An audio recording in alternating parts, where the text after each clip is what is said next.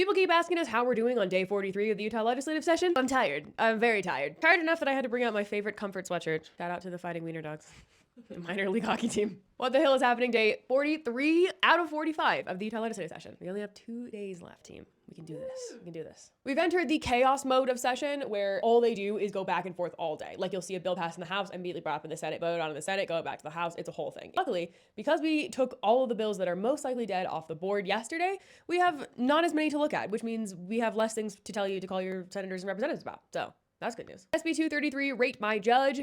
This is the bill that allows plaintiffs and defendants to give their opinion about a judge to a judicial nominating commission. That's a commission that writes recommendations on whether or not judges should be retained or not when they're up for their retention elections. This would allow people like the legislature to give their opinion, not on legal grounds, but on feelings grounds, about their opinions on a judge. This bill sucks, and it's upsetting.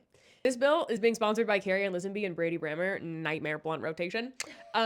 This bill passed out of the House today, and it is going to the governor's desk. SB 174, First Do No Thanks. This is the bill that gives a lot of new exemptions on moral or religious grounds for doctors or healthcare providers to do certain non-emergency medical procedures.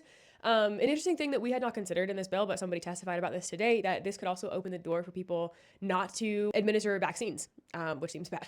Because we are in the dark times of session, this bill passed out of committee and it passed off the House floor today, and it goes to the governor for his signature. SB 60 pennies for the people. This is one of the income tax cut bills that cuts it from 4.5 to 4.45. Cuts the income tax by 0.05% to save us all a tiny bit of money and save wealthy people a lot of money. And this bill also passed the House and goes to the governor. HB 540, Judicial Job Injunction. This is the bill that mandates that the courts create a new online tracking system to be able to access court records. It also allows people who are parties in a case to get the audio transcripts from any court proceedings. This one has been amended to be better, and it also took out the provision that had a cooling off period for judges for 2 years after they were on the bench to not be able to go to a law firm and then sue the state, because then the courts just implemented that themselves. This is just yet another attack on the courts that we've seen so many of already this session. Here's another one.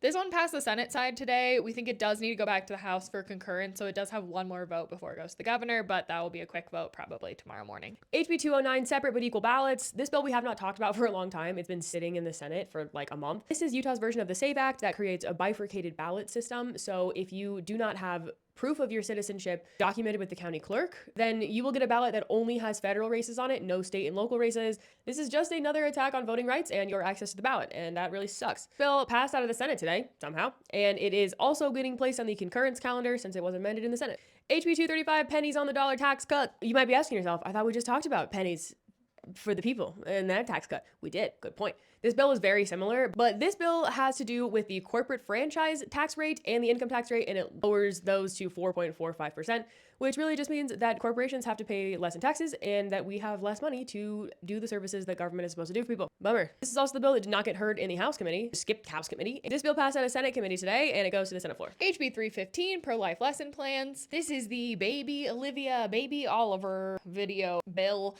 that Nicolene Peck is running to show this baby development video in human development of like health classes for students. All of the medical associations and medical communities say that this video is misleading at best and false. It also refers to fetuses as babies and tries to tell children about the heartbeat and the very early development of fetuses. This was heard in the Senate committee and it passed and it goes to the Senate floor. HB 197, the Algorithm Ate My Library. This was Nicolene Peck's bill that initially tried to use AI to remove sensitive materials from schools and libraries. It now doesn't do that. It has more to do with sensitive materials and like advertising. It's not the worst bill anymore. It's pretty simple, but this bill did die in committee today. Woohoo! Wait, does this go to the graveyard? Yeah. It goes to the graveyard on the back of the board. Sometimes dreams do come true, everyone. HB 183, sex only, sorry. This was the transpocalypse bill, the most egregious anti-trans legislation in the country that got watered down so many times. It was being run by Trevor Lee. It got taken away from Trevor Lee. And now the new House sponsor had to present this bill in the Senate committee today, Mark Strong. And this was my favorite committee hearing, maybe of the year. No, that's not true. It was one of my favorite committee hearings of the year. He basically was like, I can answer your questions. This bill got given to me recently. I don't know. We can ask the drafting attorney. Poor drafting attorney had to run over there. Yeah, and the poor drafting attorney, because they had so many questions that Mark Strong couldn't answer, that he had, like, the drafting attorney had to, like, run across the Capitol to try and, like, answer their questions. It was very entertaining. But yeah, the TLDR is he was like, I don't know, pass it or don't. I don't really care. And they said, okay, we're not going to pass it then. Yes. The only thing left in this bill was changing the word gender to the word sex across all of Utah's code, with the exemption of anti-discrimination laws or where the word gender identity is used. Anyway, yay, this bill died. Is that real? I think this was our last piece of anti-trans legislation on the board. Whoa. I'm pretty sure, which is awesome, which means that these were the only anti-trans bills that have actually passed. SB 308, judicial gerrymandering. This is the bill that would have rearranged the judicial districts, meaning that Salt Lake County would have been lumped in with a bunch of rural counties, ostensibly so that the legislature would have a better chance of polling more rural conservative judges instead of Salt Lake County judges. This is not a good bill. It just really sucks. And the good news is that a bunch of really incredible organizations and attorneys and folks reached out to Todd Weiler to ask him not to move this bill forward, and he did that. He said, I'm not gonna move this bill forward, and he was listening to the legal community. We're not here to, like, give flowers to Todd Weiler, but we'll take a win when we can get one. So, goes in the graveyard. Everyone has been asking us for an update on HB 88 or HB 386. This was the initial bill that was an anti-immigration piece of legislation that was very, very, very bad. We have a lot of videos about this one. The update on this bill is that it is kind of in limbo right now. So right now there is not a Senate sponsor for the bill, and it seems like it's not going to get taken up by the Senate.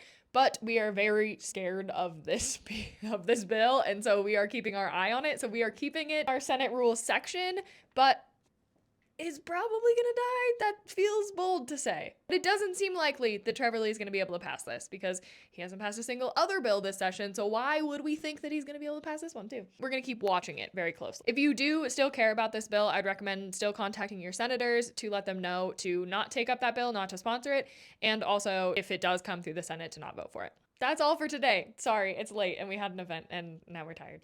And we're gonna go to bed. Yeah. Good night, everybody. We'll see you tomorrow.